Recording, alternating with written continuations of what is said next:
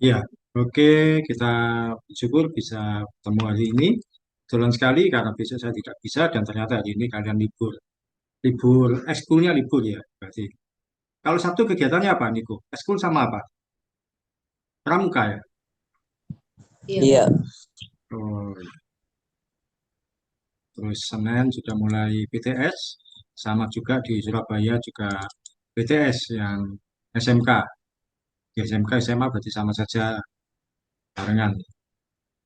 Eh, kita akan belajar sesuatu yang mungkin juga tidak asing bagi kalian semua mengerti istilah ini karena sudah istilah ini hanya ada di kekristenan, tapi kita akan mempelajari secara lebih baik supaya memahami dengan benar, yaitu melayani Tuhan. Kata melayani Tuhan ini hanya ada di kekristenan, tidak ada di agama lain, termasuk Islam sekalipun. Itu kata melayani. Kalau kata menginjil atau menyebarkan agama ke orang lain, itu kalau di Kristen namanya menginjil, kalau di Islam kan namanya syiar, sebagainya itu ada. Atau memberi, itu kalau di Kristen itu ada infak, di Islam infak, di Kristen kan ada persembahan.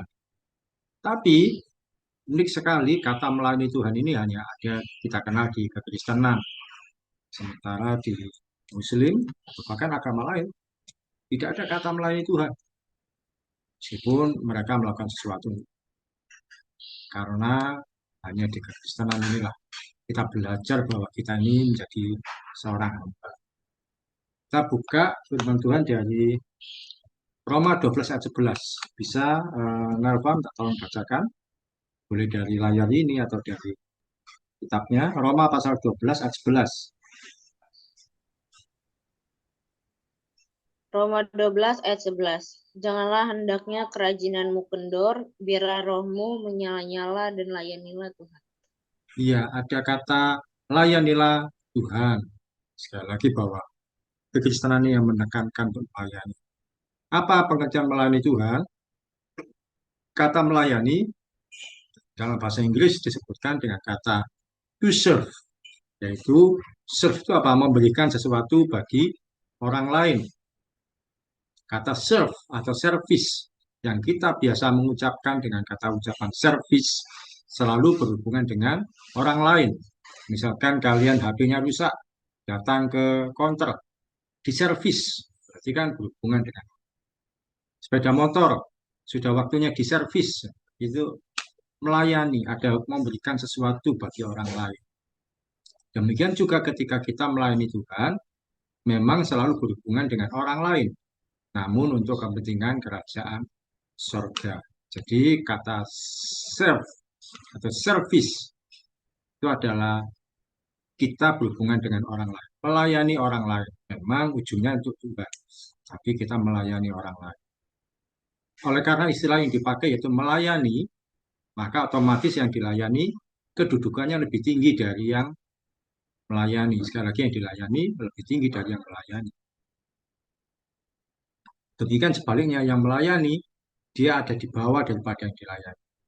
Contohnya kalau pendeta berkhotbah, itu dia tidak sedang jabatannya lebih tinggi dari kita, tapi pendeta itu sebenarnya sedang melayani.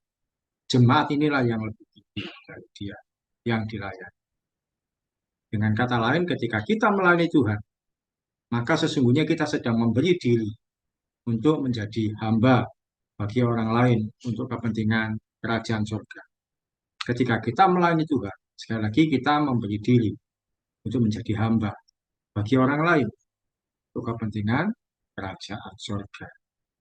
Jadi pengertian melayani Tuhan artinya, ini saya buat pengertian sederhana, melayani orang lain untuk membawa mereka mengalami kasih Tuhan. Kalau saya sedang melayani Zoom ini, saya sedang melayani Nelva dan Niko untuk membawa kalian mengalami kasih Tuhan. Jadi saya sedang menempatkan diri sebagai pelayan. Ini kita sudah memahami. Kemudian berikutnya ada jenis-jenis pelayanan. Dalam pelayanan kalau kita lihat di gereja atau di persekutuan dan dimanapun ada dua bagian. Pelayanan mimbar dan yang non-mimbar. Pelayanan mimbar ini apa? Bersifat tampil di muka umum.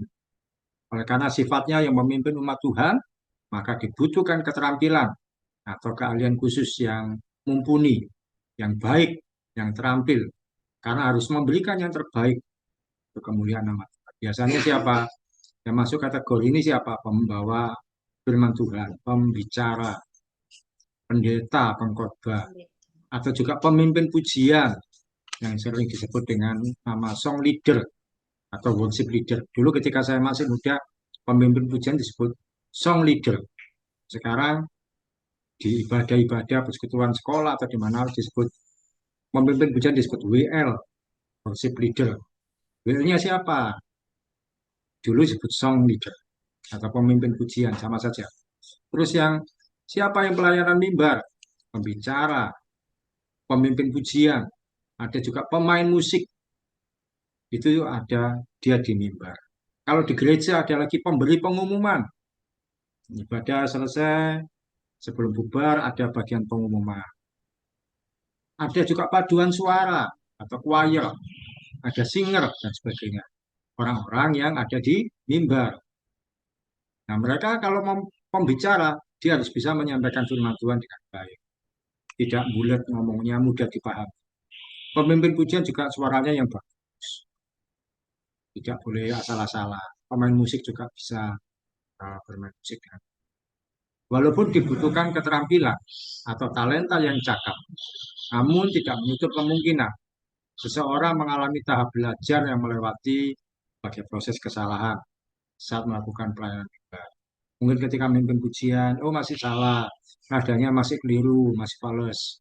Atau yang menyampaikan firman Tuhan mungkin masih tidak terarah yang disampaikan. Dia tidak apa-apa, terus belajar baik lagi. Saya pun belajar menyampaikan firman Tuhan sejak SMP kelas 3. Terus saya asah bagaimana supaya yang saya sampaikan ini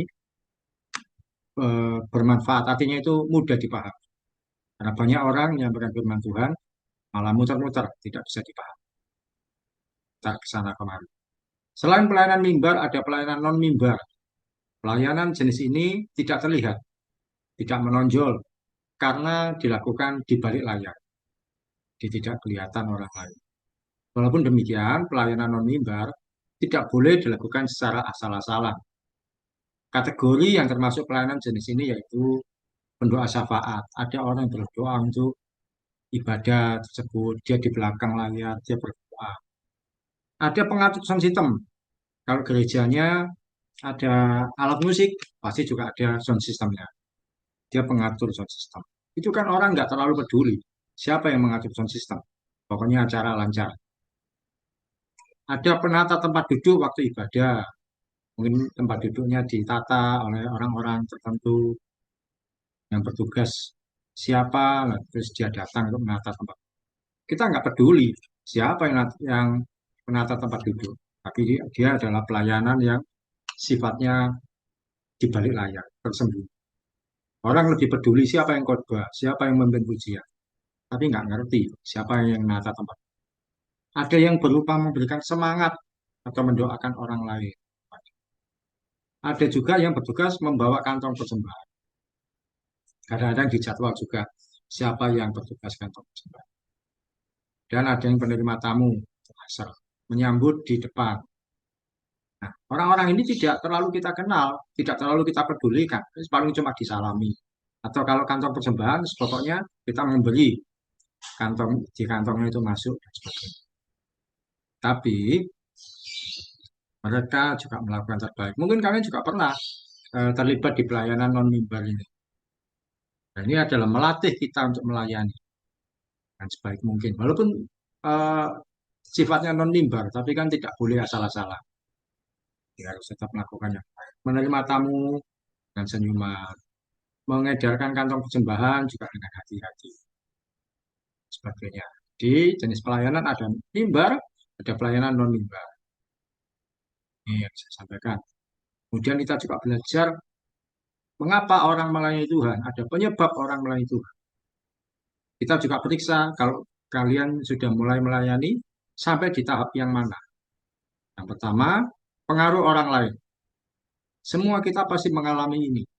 Pada bagian ini biasanya kita melayani karena terpengaruh atau termotivasi oleh orang lain yang lebih dulu melayani Tuhan. Kenapa? Karena pada tahap ini ada melayani Tuhan karena mendapatkan jadwal tugas.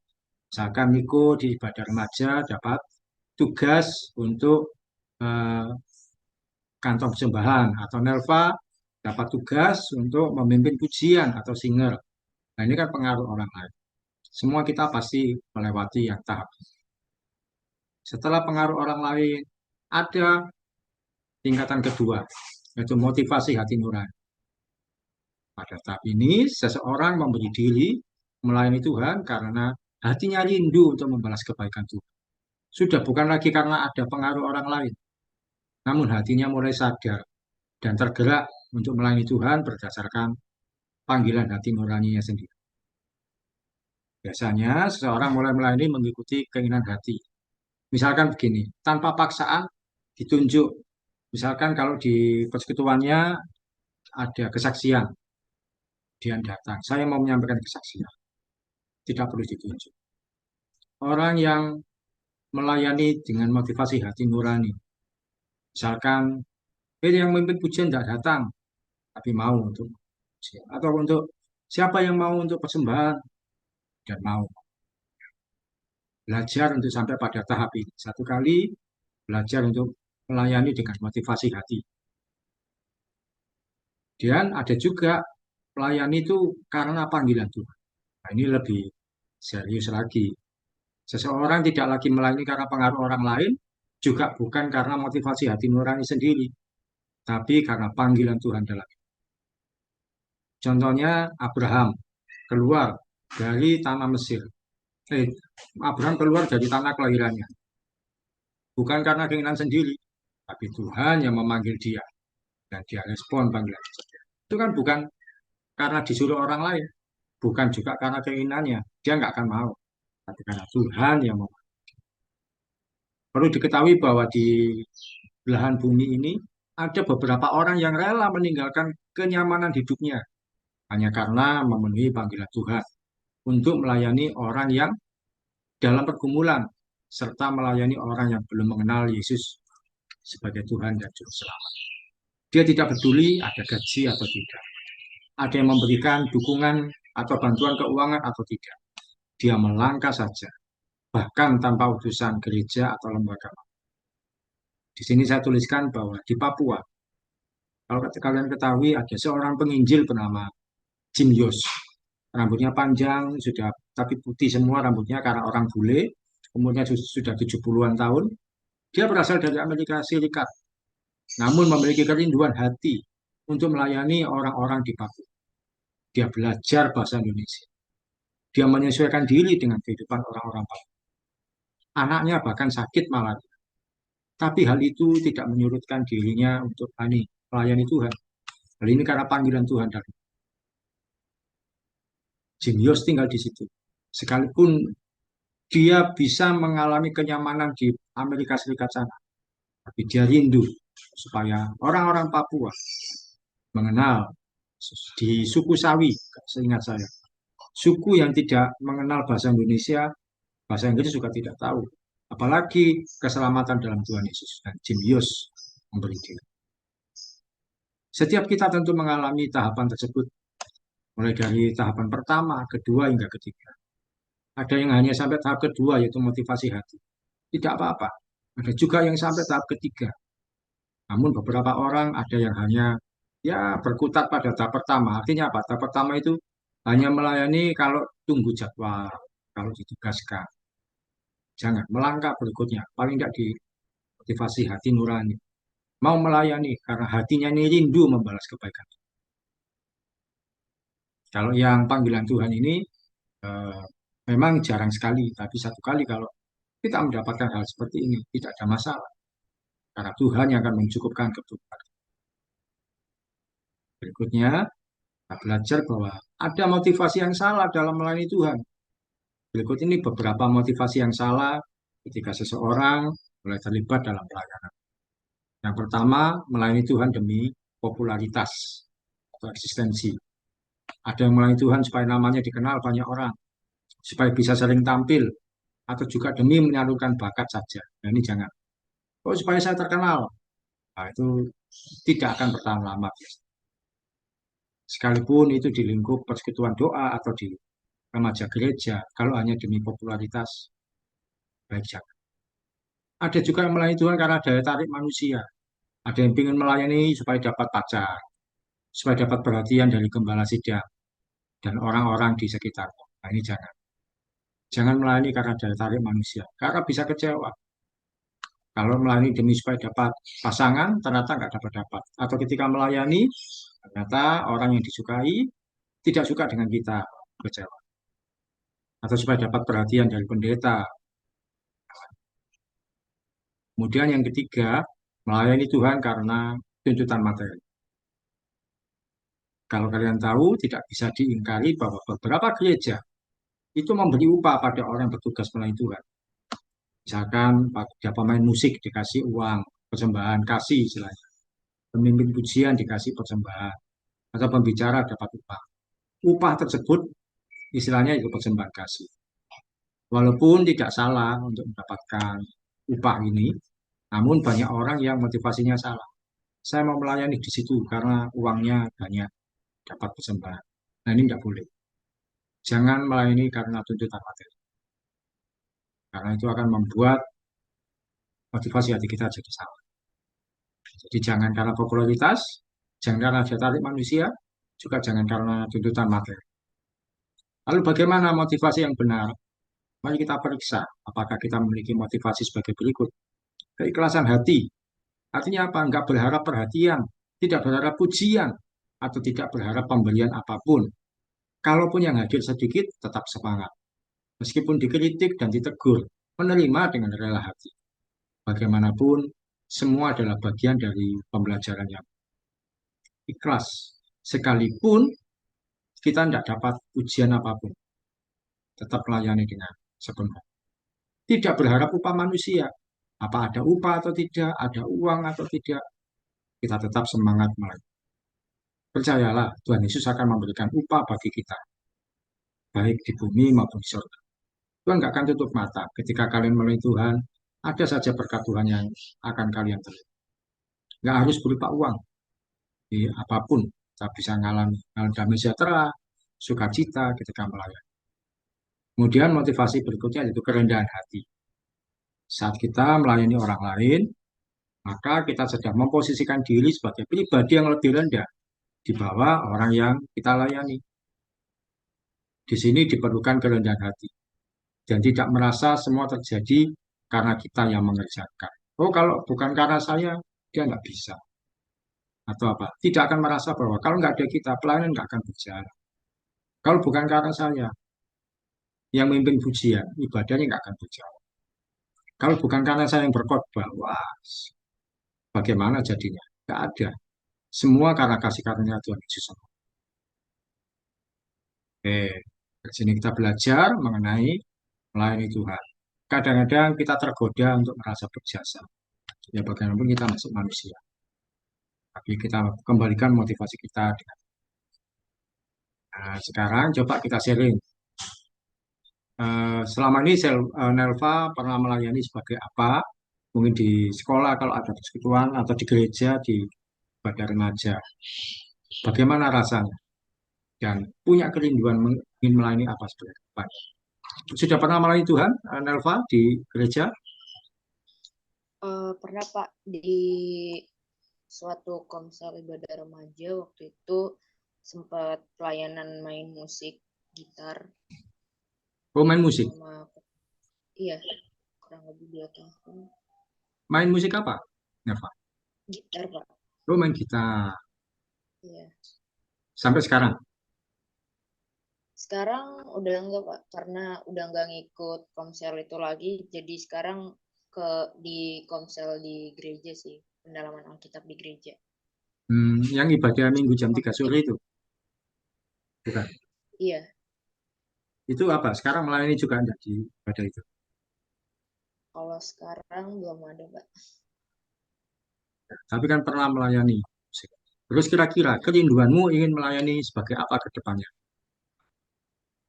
Kalau punya Kerinduan, kalau kerinduan tetap ingin melayani sebagai pemain musik Pak, sebagai musik. Ya, atau worship leader. hmm, ya, ya mudah-mudahan ada kesempatan di jadwal melayani. Biasa melayani sebagai pemimpin pujian dan pemain musik. Oke, terima kasih. Niko, sudah pernah terlibat melayani Tuhan? Nggak pernah Pak, Oh, belum pernah. cuma ikut ikut acara-acara di gereja atau di komsel-komsel yang Nelpa jadi pelayan gitu. Oh, ini apa mengedarkan kantong persembahan? Tidak juga, jarang. Nah Pak, Mengedarkan kantong eh, persembahan. Tidak pernah pernah ya. tidak. Kalau misalkan diberikan kesempatan melayani, inginnya sebagai apa? Ya apa ya? Ya kayak Nelpa lah musik. Bisa, Walaupun nggak bisa main gitar, bisa belajar. ya belajar dulu. Kalau ini memimpin Iya. pujian, nyanyi juga bisa berarti. Kalau ujian nyanyi sedikit-sedikit lah.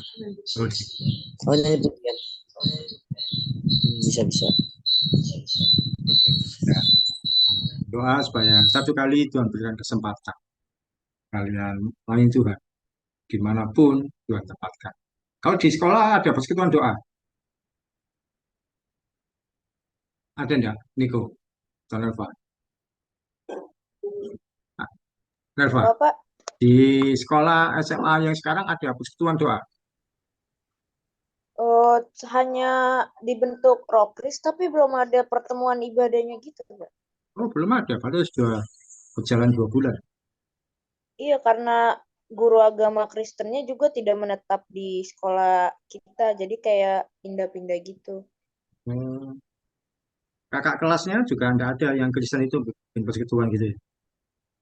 Iya, banyak kakak-kakak kayak kelas yang Kristen, tapi belum ada pertemuan rokris juga sih, Pak.